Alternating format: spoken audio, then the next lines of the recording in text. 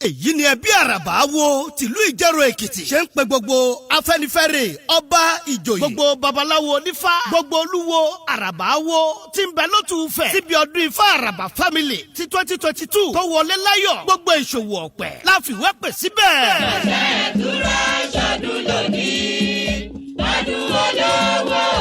ọdún ọlọ́mọ àtọmọ àwò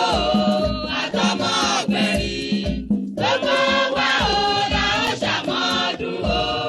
kàkàlà máa gbogbo yìí fọ́dún jẹ́ o.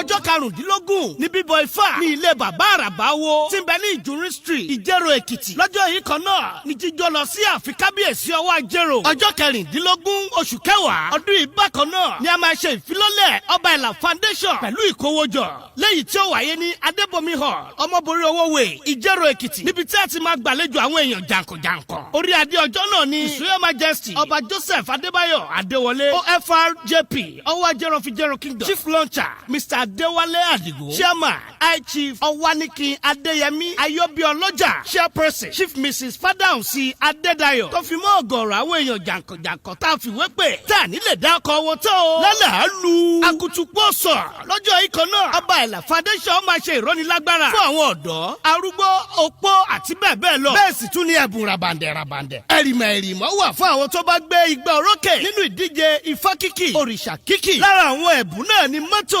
ọ̀kadà plasma tv ẹ̀rọ ìlọ́ta àti bẹ́ẹ̀ bẹ́ẹ̀ lọ. ọdún ifá àràbà family ìlú ìjẹ̀rò tọdún yìí atalẹ́nu jùjùjùjùjùjùjù. aago méje àárọ̀ láti máa gbọ́ ifá o ní ọjọ́ kẹtàdínlógún oṣù kẹwàá ní ilé àràbà wo tó wà ní ìjùrí street ìjẹ̀rò èkìtì. ifá bá wa ṣe o àṣẹ.